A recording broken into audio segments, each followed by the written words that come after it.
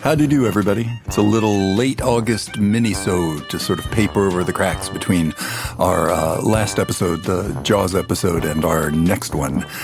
Pete and I have a couple of things planned out. Should lead us through October real nicely. So I hope you're going to enjoy all that. Summer gets a little busy for us. We both have kids, and it turns out that you have to feed them and entertain them during the summer, which, no one showed me in the initial contract. But there you are. So, and also, Pete's like a magical being. I don't know if you guys know this about Pete, but he's like, if you ever watched Days of Our Lives in the 80s, I'm dating myself now, and remember the character of Eugene, which was John Delancey's first big role. He was a character that would show up every once in a while and say, hey, I found this amazing ancient artifact that no one's seen forever. And he keeps doing it until you start to realize that he has a time machine. And eventually he says, I'm going to go back and do this one amazing thing. And it sounds, evidently he does it. So Pete's kind of like that. He sort of shows up and says, hey, it turns out I'm building a massive haunt in the old Mint building in the center of San Francisco. And you go, what? Oh, yeah, okay. And then next time he comes back, he goes, hey, now I'm a children's movie host. And I'm like, what? Okay. So he's busy and he has child rearing duties as well. So God bless the guy. And I'm about to head out to New Hampshire for a weekish. And after that, we'll regroup and get some new episodes. Hey, I wanted to talk to you a little bit about Disneyland Forward, which is a fascination of mine. I've done a lot of writing on it. I've done a whole bunch of research on it. And if you don't feel like going through and reading Anaheim zoning documents through, the 90s and 2000s, I got your back. Disneyland Forward's super interesting. It's not exactly what it's being promoted as. What it really is a zoning document, that a significant one, but a lot of the promotion suggests that, this means Disneyland will have a whole bunch more space to use for theme parks, or Disneyland will have a whole bunch more space to use for hotels, or whatever, different experiences. Not exactly true.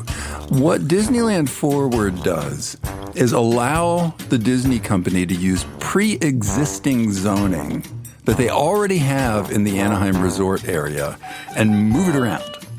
So they cannot actually make another single square foot of attraction zoning. They cannot make a single new hotel room. And this is actually spelled out explicitly in the Disneyland Forward planning documents. All they can do is move their zones around. Now, the real reason that Disneyland's super gung-ho about Disneyland Forward is that they are trying to build up a new shopping and commerce center, downtown Disney on steroids. What they want is to build a new Disney Springs.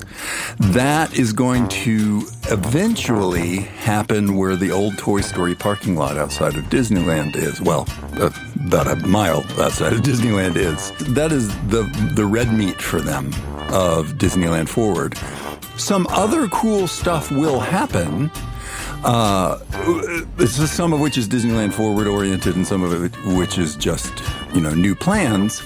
But the scenario is kind of this. They are going to start building a parking lot, a multi-level parking lot north of the Toy Story lot. That is going to lead into an overpass that will go across over the top of Harbor Boulevard. And this was a big sticking point when they tried to run this stuff through in the early 2000s, when Anaheim was a little less friendly with the company. The people on Harbor rebelled, and they said, hey, we're going to lose all of our foot traffic, and the city stopped it. Now Anaheim's a little more Disney friendly. There's been some allowances made to getting to the local harbor businesses as well from the lot and the entrances to the overpass. So they've sort of reached a perestroika on that. But they're going to build this new lot. It's going to have a loft that goes over the top of Harbor. And then actually it seems like what they're planning now is that we'll go past kind of the Esplanade, or not the Esplanade, it'll go past the tram and parking areas and enter into some sort of new kind of Esplanade that they've got there. What's happening, and this is Disneyland Forward, what's happening that was a surprise to me is that the old parking and tram area, it looks like, is about to get eaten up with the Avatar experience, attraction, land, whatever they're calling it these days. So that is going to come out of the Hollywood Boulevard side of California Adventure and lead and extend into that parking lot area. It sounds to me like that harbor overpass might go over it, but I'm not positive about that. Nonetheless, that area seems to be going away and turning into an Avatar experience. And as we've already heard, the Monsters Inc. ride is going away, and pretty much all of the rest of that Hollywood Boulevard area is going away because that is being retooled as Avatar. At the same time, there is a new Coco attraction going in over in the old the Paradise Gardens area of DCA. It's going to kind of cross from Paradise Gardens from the very end, sort of past Goofy's Sky School there. It's going to, it looks like, enter there, and then the queue or whatever the sort of mini Coco area is will lead behind Paradise Pier and then a bit behind the Incredicoaster, and that's where a new Coco boat attraction will be. Notably, this is not part of Disneyland Forward. This is using already zoned areas, or theme park zoned areas.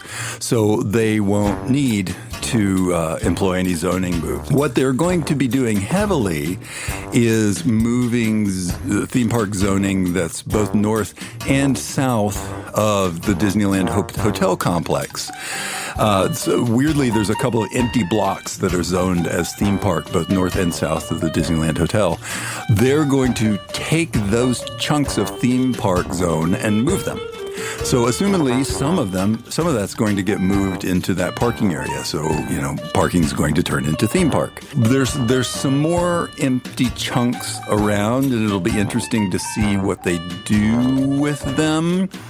My suspicion, and this is long term, we're probably talking 7, 8, maybe even more years. My suspicion is that we will get the new parking lot in the next couple of years. The overpass will get built. They'll start working on Avatar. They will start tearing down Toy Story. They will put in Disney Springs West at Toy Story. And at that point, Downtown Disney will be superfluous. There won't be a whole lot that they can do with Downtown Disney at that point because you've already got a center that's bigger and better just down the road. So my guess is long-term Downtown Disney's not going to be there, and that will probably also get turned into theme park, some sort of theme park or some sort of multi-use attraction. Because another thing about the Disneyland Forward plan is that they can also overlay zones. So they can put a commercial zone and a theme park zone, and if they want to, a hotel zone, though they can't add any hotel rooms. They'd have to take some away from somewhere. But they can put them on top of each other. Potentially, Downtown Disney could have something like that, where it's like commerce and theme park, or part of, the Grand Californian could extend into it, and it could be a sort of more exclusive theme park area. Who knows? But that's kind of what's going on with Disneyland Forward right now. The only thing that we're seeing theme park-wise that's related to it is this Avatar thing, and we don't know a great deal about that. I am appreciative that they are giving us some theme park right away because it is pretty clear, and you'll see this in all of the promotional material that Disneyland was using to sell Disneyland Forward for a couple of years.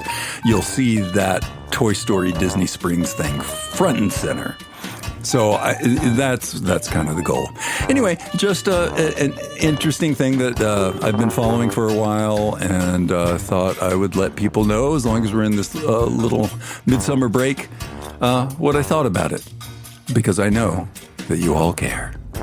Anyway, we will see you in probably 2-3 weeks with a new episode. I believe it's going to be Disneyland centric, and then we'll see what's happening heading up into the spooky season. Thanks a lot for listening, everybody. We'll talk to you soon.